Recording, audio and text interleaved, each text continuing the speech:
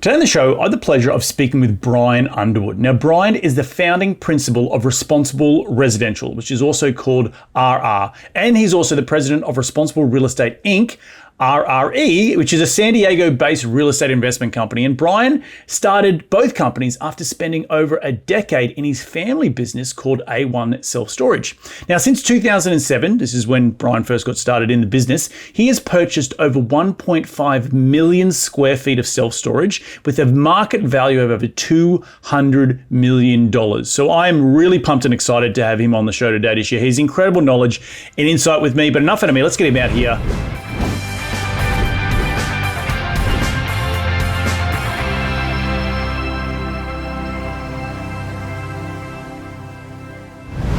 G'day, Bryan. Welcome to the show. How are you doing today, mate? Excellent, Reed. Good to be here, man. Thank you for having me. Yeah, really excited about our conversation here. Yeah, man. Well, look, a lot of stuff to talk about. I do want to get involved in, San Diego. I'm sure you're a surfer like I am. And I've been down to Trestles many, many times, and it's Nice. the winter's coming, as they say here in California, and it's when the big swell is. So I'm just up. I'm up the road from you in Los Angeles, so we definitely should meet up sometime for a beer and maybe even a surf. But before we get into your story or in the background of what you do, can you rewind the clock and tell me how you made your first ever dollar as a kid? First ever dollar as a kid. Yeah, jogging my memory a little bit. I really wanted to buy some rollerblades, and my mother said, if you want some rollerblades, you better figure out how to make some money. And I said, okay. What do you suggest I do? So she said, well, we've got some fruit trees. Why don't you pick some fruit and sell it? So, wow, that's a fantastic idea. So I literally picked, I don't know how many bags of oranges and lemons and limes, Southern California stuff, avocados, bagged it up, went down to the busy street, which is Greenfield by my house. And, I think I made like $100, which was like 25 more than what I needed to buy my rollerblades. So I was like, hell yeah. well, thanks, Mum and Dad, for the fruit trees, right? Yeah, there was no cogs, right? You know what I mean? I didn't have to account for the water bill or planting of the trees. I literally just got to pick the fruit and go sell it for money, which was awesome. Yeah, I'm sure Mum and Dad would have had their hand out saying, okay, well, where's the maintenance cost? The growing over the last 10 years, your $100 is going to look a lot less than if they take out their costs out of that. That's totally right. But mate, walk us through the journey. I mentioned in the beginning, you used to work for your family business. So clearly you've grown up around real estate, but what was the pre-real estate Bryan doing? And why did you get sucked into the family business? Yeah. Okay, I'll try to make this as short as possible. I mean, I'm a storyteller, so it makes it kind of difficult to condense it all. But really, what Bryan was doing before he got into real estate, many things. But I was a server at a restaurant. I kind of, I grew up. I started as the busboy, became a server.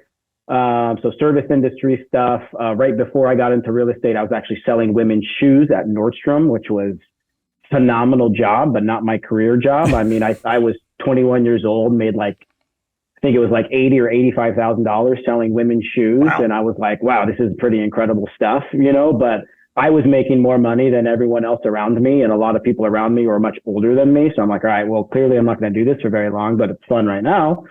And it was a friend of mine was getting into the real estate business, but he was, 30 years older than me and came from power electronics and bought a piece of real estate and was looking for, really a mentee. And so, he became my mentor. And what we did was, I sort of stumbled across a piece of real estate. And it just really started my deep dive into my real estate journey as I said, okay, well, how do I put a value on this piece of real estate? Right. And so then I started reading books and I got my salesperson license and through some of his guidance, just trying to figure out what is this piece worth? And we ended up making an offer on this as a light industrial piece in the city of Santee. for $150,000. They wanted $250,000. It was donated to the YMCA, so we kind of lowballed them, but they took it. And so it was at that point that I was like, well, shoot, I don't want to just learn here. I want to be a part of this, right? And I was 24 years old, and I put a 8.5, 11 sheet of paper together with my back of the napkin pro forma and my business plan. And I sat with a family member and I said, I need to borrow $50,000 because I found this piece of land and I want to be a third owner in it. And we could build a 7,500 square foot spec industrial building. Here's how I pay you back. And because they were supportive and maybe a little bit ignorant, but I'm happy for both, more supportive, right? Because I at least had a good story to share with them. They loaned me the $50,000. And about 4 months later, we got an offer on a piece of property for $425,000. Wow. And I'm looking at that going, well, shoot, that's like my profit now, as opposed to taking all this risk and liability and debt and everything else that goes along with real estate development. So we sold it, gave the money back with interest. I think after closing costs, I had about $70,000, maybe $80,000 sitting in the bank, and I was hooked. And that was my entry into real estate. And so did I mention earlier that your family was involved in real estate as well? Yes. So grew up talking about real estate. My grandfather started the business back in 58. Wow. He basically started in what's considered Grantville in San Diego, which is like East Mission Valley. He started basically just getting a hold of family owners and saying, I want to long-term lease your piece of property. And they said, well, what do you want to do with it? And he said, I want to build a grocery store. I want to build this guy's building. And he just kind of went. I mean, now that piece of property he still owns today. It's 18 acres right in the center of the universe in San Diego that operates as flex industrial space right now today. So I kind of grew up around it. The family got into self-storage. So in junior high, one of my jobs was to go wash doors, make some summer money. So what happened from my sort of entry into real estate, which was sort of, influenced by the family, but I didn't go work for the family right away. I kind of found this passion through this first deal and some of the people I was working with I basically stepped out of that deal and I was like, gosh, I love this stuff. My family does have a sizable real estate company. Maybe I should go talk to my uncle who runs it and see if there's a place for me there. And initially the response was no. And whether that was true or not didn't matter because I don't really take no for an answer. I just kind of poke around the edges a little bit. So initially it was no, and come to find out it was no because they didn't want me to waste their time. And so I said, okay, well, how about you give me like a 6-month trial period here? If I'm wasting time, then I'll leave, right? Anyway, you fast forward, I spent 10 years at the family business. And through the family business, I got to spend $60 million buying land, securing entitlements for the 1.5 million square feet of self-storage that you talked about. And I really, it's where I cut my teeth. It's where I honed my skills. It's where I learned all the different facets of real estate development. Everything from how do I talk to a potential seller? I guess even a precursor to that would make sure it's a property that you want to buy, right? So making sure the size works for self-storage, the zoning works for self-storage, access works for self-storage, right? So everything, because the filter of like what the site analysis component, then you're getting a hold of owners, negotiating a deal. I'm putting together contracts.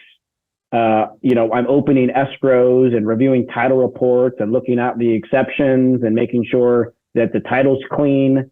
I'm working with the city, so civil engineers, architects, city, getting entitlements, managing all the due diligence, property due diligence, so yeah, not just your civil engineers, but you got surveyors and you've got your geotechs and you've got, it just goes on and on and on and on. I didn't learn it overnight, right? It's like 10 years of like literally this is all I did. And so, yeah, with the time with the family and self-storage was awesome. Really credit them to a lot of what I learned. And then ultimately in 2017, I left to start my company. That's awesome. And how was that leaving part? Because I'm sure With all the skills that you learned, there was just always going to be a ceiling, right? You wanted to go flap your own wings, the birds fly away from the nest. What was it? I assume it was amicable, but was it, bittersweet at the same time? No, yeah. Bittersweet for me. So to your point, right, there was absolutely, and, really in every business, unless it's yours, there's going to be some ceiling. And I had sort of talked to my uncle who ran the business for several years, trying to just figure out what's something more that I can do in your business to help me continue to grow professionally and personally, not just on paper or like financially or net worth. Clearly that's important, but just always continue to build my skills and not just kind of be asleep at the wheel, just kind of, sliding into the day and let's just coast. Because after you do the same thing for 10 years, you get really good at it. Mm-hmm. And the family business is set up where my job as the acquisitions director was to find the best 2 deals I could find in a year. Okay, so we had only planned to do 2 deals that year. Not that we can't do more or less, but I checked all the boxes when I found 2, and I could just about do that in my sleep, certainly towards the end of my career with them. And I don't mean that as like puffing my chest. You just get really good at at the lens and what I was trying to do. And so I was in those trying to figure out, what are other ways that I can continue to grow. And the response, unfortunately, was always like, keep your head down, you'll be fine in 20 years. And I was like, well, shoot, that's not me. Like I'm not really a keep your head down kind of guy. So, I realized in 2015 that this is probably going to be coming to an end. Mm-hmm. And so I started kind of planning my exit. It definitely wasn't really mutual, unfortunately. Bittersweet for me to leave. I would love to have stayed if there was ways for me to grow within the family business, but it became obvious it wasn't. So I decided, okay, I rotate out and let me sort of forfeit this very secure job that I'll never be poor. I'll probably always make more money, but really there's a ceiling and I've got limited potential. So let me sort of rotate out of that, take on a bunch of risk, but kind of have unlimited potential. And when I thought about it in that sort of phrasing, I was like, yeah, this is a no-brainer. I'm going to go off and inherit a bunch of risk. I'm not going to know where my paycheck's coming from, but let's use the skills that we learned over the last decade and let's go figure it out. So yeah, it was actually a surprise to the family when I decided to leave. They didn't know that was coming. Some people understood it, some people didn't, but here nor there, I guess we're 2022, so we're way long gone. We're past that now. Right. And what was the thesis going out, in terms of creating your own real estate company? Was it to emulate what you'd learned, so self-storage ground up development? That certainly would be the logical thing to do. And I think that's what everybody expected me to do. There was some sensitivity to the family of kind of going in, because people had done this in the past, going in, learn the business, and then go off and do your own stuff. And so that's why they maybe were a little bit frustrated or, didn't really like my approach. But no, I actually wanted to go into, of all things, I thought I was going to go into co-working space. It was kind of new at the time, or newer-ish. Obviously, WeWork was, a name brand. I really thought that there's an opportunity, and quite frankly, I think there still is. I just don't want to be in that space any longer. But it reminded me of self-storage, how self-storage and the genesis of how it came to be, like in 1968, is, you basically have industrial warehousing. And what we did is we chopped up a big box into smaller boxes and rented it out to, consumers for a, higher price per foot. It's essentially what you're doing with co-working space. You're taking a great big space, you're chopping up into smaller boxes, you're creating amenities around it. So there's a lot of symmetry to what I had learned in self-storage to what co-working space is as a product. A lot more service oriented in obviously co-working space than in self-storage, but there's a lot of similarities. And really, in hindsight, it was a blessing, because I spent the first 12 to 18 months actually putting together a really robust business plan. I wanted to be like the spokes to the hub. So let WeWork go out and go downtown and build 200,000 square feet of Class A office space out. I wanted to be in the La Mesas of the world, the Encinitas of the world, and I wanted to build 10 to 20,000 square foot spaces and ultimately package up and sell to them as, again, sort of the spokes to the hub. So after I had 2 properties in escrow, raising money for the business, everything just stopped. And I was like, whoa, didn't see that coming. And by necessity, I had to put on my broker hat for the first time to bring in a paycheck. And that launched me into home building. So my very first listing that I got was raw land. Okay, well, I know raw land. That's what I was hunting for, self-storage, right? I know how to buy raw land. Now let's kind of turn the table around. Let's figure out how to sell raw land. I know everything about self-storage. I know nothing about home building. So let me learn. So I went down the rabbit hole of home building. I reached out to everybody in my network in San Diego to figure out what do I need to know? What drives the home building? What are the first questions? I was like, how come we're not building more of these things? Because the demand is so huge. Like self-storage, I knew all the metrics. Self-storage, I needed 14 new people for demand for one new 10 by 10. And I'm going to be building, 1,000 of those for one facility, right? So the demand metrics were like very, very limited, where 2.7 new bodies, I can build one new unit, right? I mean, there's like, the demand is so astronomical. How come we're not building more? And my buddy, who's actually one of my partners now, Jake Schwartz, he said, go find a deal. And I was like, well, buddy, that's exactly what I know how to do. Find a deal, because that's what I did for 10 years, right? So actually getting ready, really excited, get ready to go full circle on I'm using like kind of air quotations, on my very first project, where basically I signed the front of every check that went out, which was the most substantial amount of money that has ever been in my bank account and has ever left my bank account. Okay. Getting ready to fill back up, knock on wood. But my first deal that I was brokering for a friend of mine was an entitled townhome project in Santee, which is kind of funny because that's the same city that I launched my real estate career in, right? That I was just talking about earlier. So I started marketing this property for the guy and just to broker the deal. And then I realized I know more about this deal than anyone else in the entire world. And perhaps this is my deal, not anybody else's. And so we just struck a deal. I was the broker, but I ended up buying it. And 10 build-to-rent townhomes in Santee. We have now completed the project. We are all leased up and we're under contract to sell and scheduled to close next week, actually, on that. So first project to go soup to nuts on, which is really exciting. That's incredible. Just rewinding back to the co-working space, I actually happen to invest personally in a space, a buddy of mine, it's Beach City Capital, they're local here to LA, sort of Long Beach area, I think Local Collaborative. So very same sort of niche of not being the big box kind of retailer of co-working, but looking at those cooler spaces, 10 to 20,000, closer to the beach, in a good walkable area that you can come and turn it into office space that people need, which just is very, but in Class A locations, it's very, very difficult to come and find that. And I've passively invested in a couple of those deals. And why didn't it work out in the long run on that? Because it feels like there's still that need there, particularly you're hedging your risk of only taking on 20,000 square feet. You're not taking on the 1 million square foot like WeWork did. Yeah. The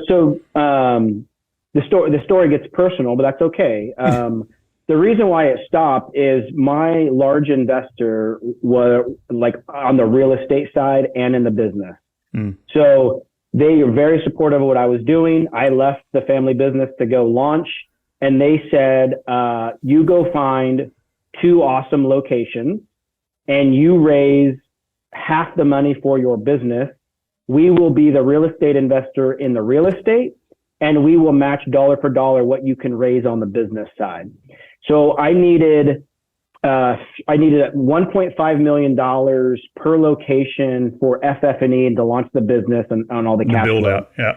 right, for everything. And then on the real estate, there's a building in La Mesa, and then there was a building in La Jolla. We're going to be my first two locations, which are great markets. And I spent a lot of my money, obviously under contract, doing due diligence. And in it's August 20th of 2018, it was when my grandma passed. Mm. And it was 20 days before that we found out that she had kind of full-blown cancer. And so 20 days later, she passed. And that was literally the time I was supposed to close escrow and do all this robust business planning. And it was one of those, like, this is much bigger than Bryan Underwood. This is like, our rock in our family. I don't have a small family. It's very large. Just passed away. And the last thing that I'm going to do is be selfish and think of me and my business plans and real estate and everything else. And I was like, let's take care of family. Don't worry about my plans. We'll figure it out.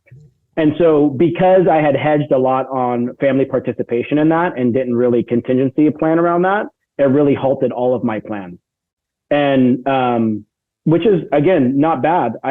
You ask yourself why at the time, and I go, okay, like, I found myself in a home building, love it, got a big, awesome team. Like, COVID was tough for all of us. It would have been very tough if I had owned real estate and had debt and couldn't have anybody occupy office space. So I'm glad I wasn't in that business at the time.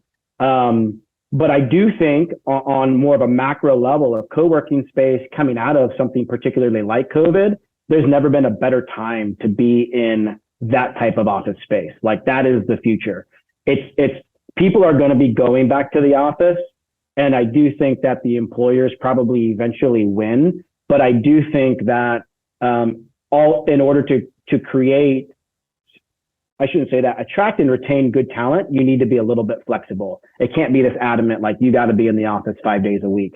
So I think co-working space is a good supplement to traditional office space, where there's business relationships that you have, and the business is actually a member. Like, maybe they've got 10 memberships, and if you got people that live in National City or Oceanside or El Cajon, whatever the case may be, hey, we've got a relationship with, my company name was Office Local. We got a business relationship with Office Local. Why don't you go to the one close to home 2 days a week? There's access controls. Like, when they're in there because their smartphone tells you that they're in there.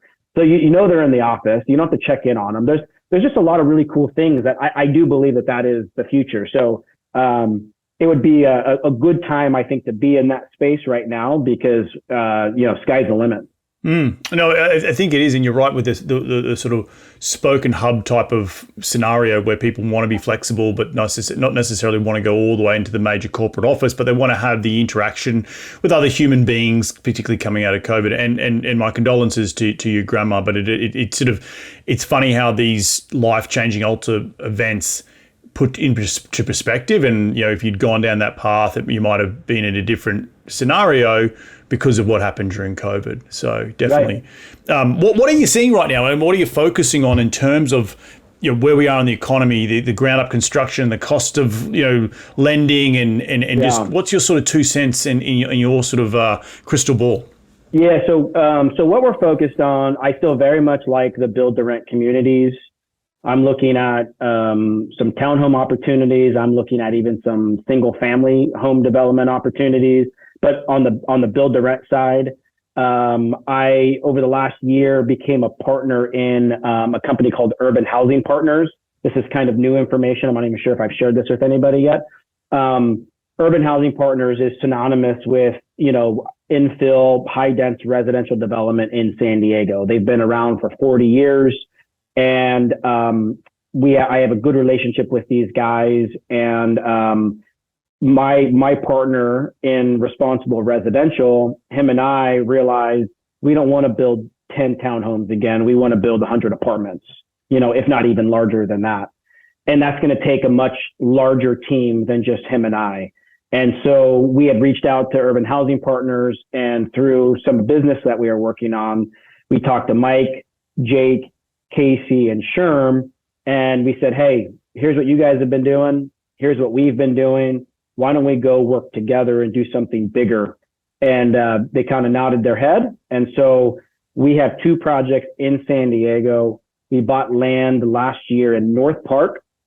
And we are actually about to submit for plan check in about a week on 89 market rate apartments. And really, really excited about this project. We've been working on it for, a year and 4 months, and we're just getting ready to submit for plan check. So back to how come there's not more housing? It takes a long time. Okay, so That's why there's not more housing. I mean, 89 units is a very large project. Okay, this is going to be a $37 million project. Okay, but it's 89 units, right? It's a drop in the bucket. It's a drop in the bucket. San Diego, we need, I think, over the next 6 years just to catch up on organic growth and the lack of what we've been building. It's like 108,000 units. Okay, so here's 89, right? By the time I break ground, it will have been, a little over 2 years. It's going to take 22 months to build, and then I got to lease it up. Okay, so you're talking, let's call it 4.5 years, maybe probably closer to 5 years before I start moving in my first tenant, right? And you're talking about 89 units. It's like, right. It's blows, ridiculous. It blows your mind. Like, it's like, holy smoke. So, but that's what we're focused on. Our relationships are very deep in the city of San Diego. We know the development code. We know the regulations. We track it. I mean, it's just like that. We know how to get product out of the ground. And so while it's very difficult, and a lot of people shy away from California in general, if you have a competent team that understands it, has the relationships, and can get product out of the ground, we can create some massive value there. So we are, for the first time ever, actually looking for capital relationships for our projects to help assist us get them out of the ground. So in the past, these guys didn't take on any capital. They usually worked with other property owners. Me, I love taking on capital because I want to build product. So, kind of combined, that's our efforts is let's go use all our skill set to get product out of the ground. We are early stages on a 240 unit in National City. And then we've got a few more in the pipeline that we are kicking around. So that's Urban Housing Partners, and that's what we're focused on right now. Forgive me, you had asked like a follow-up question, and I forgot what it was. No, it's interesting. I've come from development myself. I worked in Long Beach, and my background's in structural engineering. I know how long it takes to entitle and get stuff built out of the ground. I think particularly here in California, but also across most major cities. How's what's keeping the lights on? Like the business itself, like how do you keep the lights on in the development world, to your point of getting 5 years to get a product out of the ground and leased up? Like I know I buy existing multifamily value add. In 5 years, I'm probably selling my deal that I bought 5 years ago and making a bunch of money for my investors. And so how do you sort of justify that and keep the business going, employees paid and all that sort of stuff when development is so, it's a true long-term game? It's not easy. Okay. I mean, it is, it's really a challenge every day because, I mean, even though I'm 5 years in on my company, like we're still very, very, very young. Okay. So, I would like to be in a position where I'm focused 100% on building my next 100 units on San Diego. But the reality is, like, until those projects get far enough along and are fully capitalized, I can't take my development fee. Like, it's not until I get them so far down the road. Okay. So like when I was building Santee townhomes, that was my very first project. I did not work in any fees for myself, which is not good, by the way. Don't ever do that. Because you got to keep the lights on. You got to pay the bills. You got to feed your kids, right? You can't just have this project that's going to take 3 years. Like you have to be able to pay yourself. And so what ends up happening is your focus goes someplace else. Okay. So, like last year I brokered for friends and family. I brokered 2 different apartment complexes, a 24 unit and a 30 unit. Right. So between those 2 deals in Southern California pricing, like that filled up, my business account and it pays me a salary. And that's how I keep lights on. Right.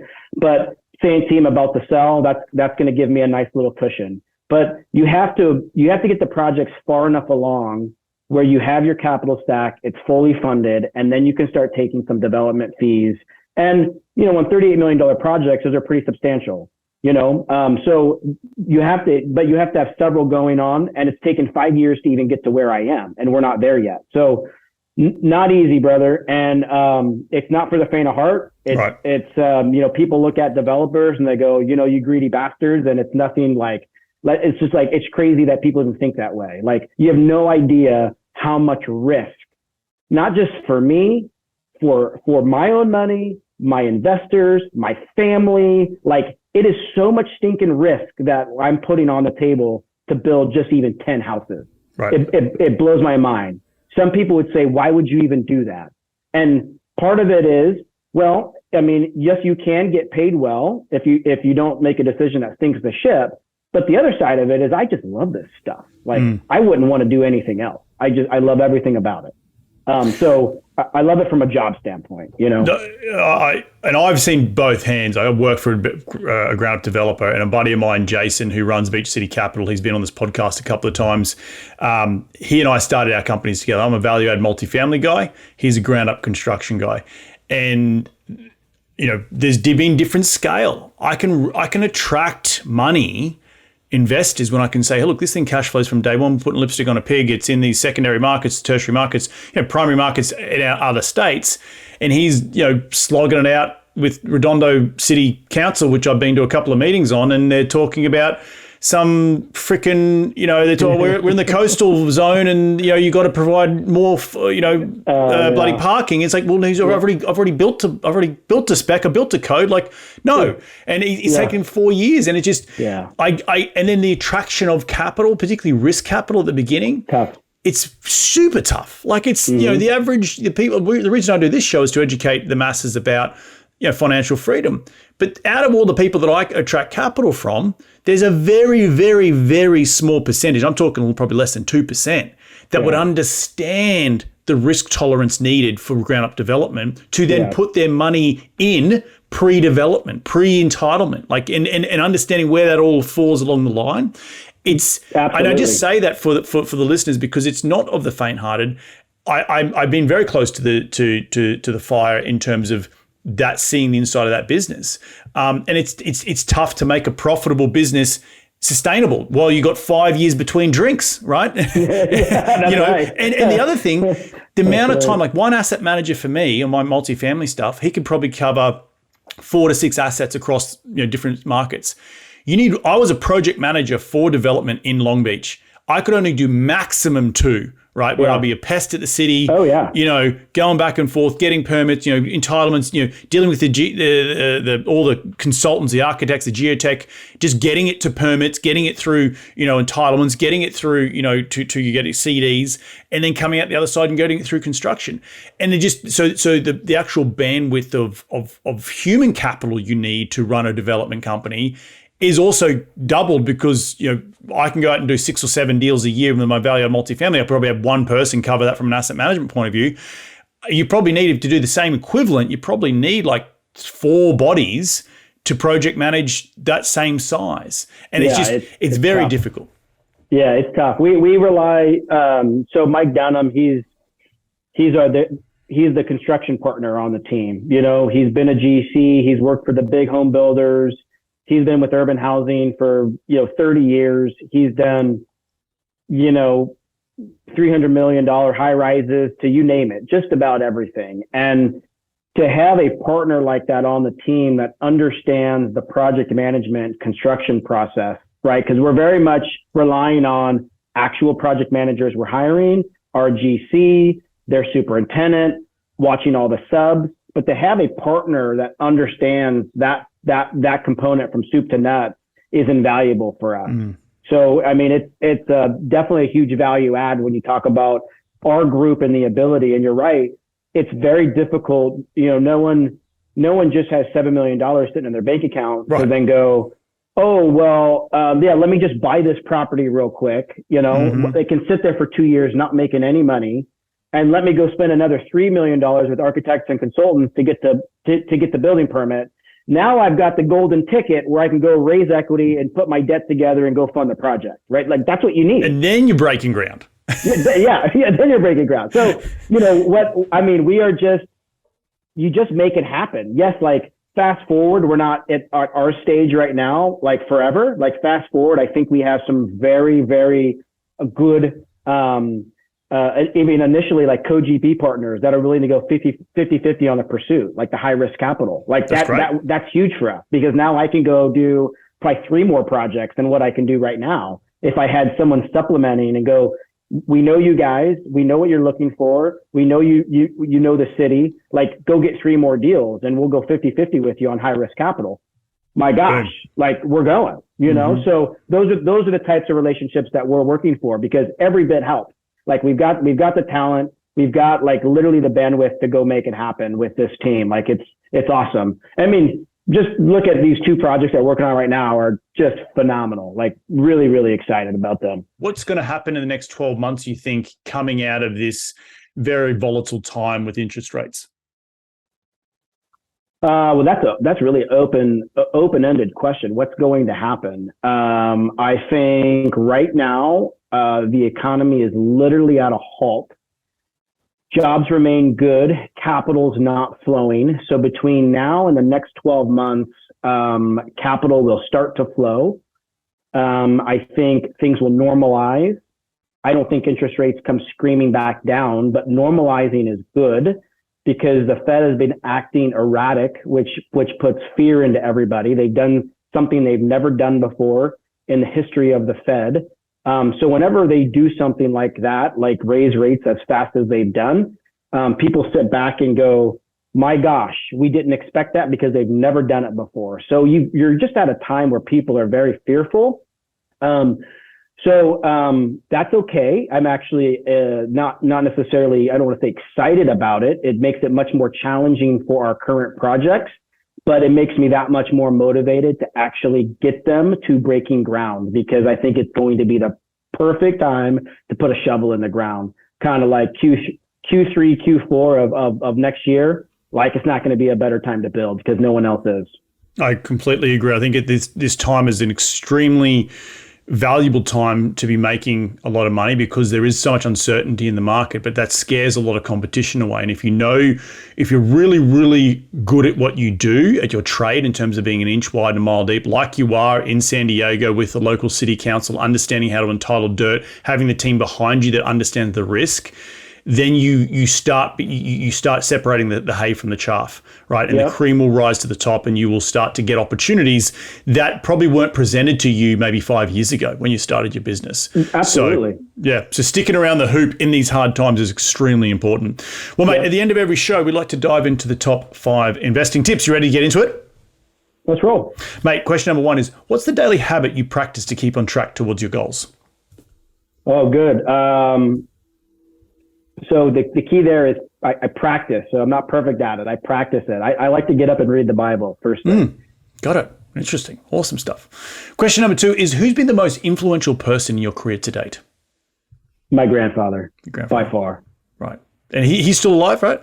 He is. That's awesome. Yeah. He's the one that started the business, correct? Back in 1958? Yeah. You wouldn't know that he's 92. People call me a deal junkie, and I'm like, well, you haven't met my grandfather. That's awesome. He is the epitome of a deal junkie. That's awesome. Question number 3 is, what's the most influential tool in your business? When I say a tool, it could be a physical tool like a phone or a journal, or it could be a piece of software that you just can't run the business without. What is it? Yeah, I started a long time ago. I'm gonna call it a journal, but I have a notepad that I have used since I was like 23 or 24. Same style of notepad. I go through them about every 6 months, and I have every single one. Yep. I mean, it's the same cover, okay, but I changed the notepad inside, right? So just a tip that I got early on from a mentor of mine that said, write everything down, and I haven't stopped. Yep. When you write it down, you remember it. I remember stuff that people are like, how do you remember that? You know, and I'm like, well, that's probably in my journal. Right. You know, right. No, I completely agree. It's so valuable, you know, having a journal. I just, for those people who weren't who are watching this on YouTube, I flashed my own journal in front of Bryan because we both, I've got to physically write it down. There's something about the art of writing it down. It goes into your brain and is in the back of it and you remember it. So awesome stuff. Absolutely. Question number 4 is, in one sentence, what's been the biggest failure in your career? And what did you learn from that failure? The biggest failure. I think the biggest failure is succumbing to fear. So I'll get in my own head, and I'm sharing this because I know I'm not alone. I get in my head and say, "You've never done that before. You don't have all the pieces put together." On and on and on, like just that thread that causes you to just sit still and not move. And nothing's more costly than sitting still and not moving. So get that junk out of your head and go. And who cares if you fail? Make sure you can still feed your kids. So don't be stupid, but go fail, because you will be like so much further ahead than almost everybody around you. I love it. Absolutely love it. Mate, last question is, where can people reach you to continue the conversation? They want to be in your sphere. Where do they go? Yeah, I've got a website set up that is investwithbryan.com, investwithbryan.com. So my name is spelled Bryan, investwithbryan.com. Got it. Awesome stuff, mate. Well, look, I want to thank you so much for jumping on today's show. I just want to reflect some of the things that I took away.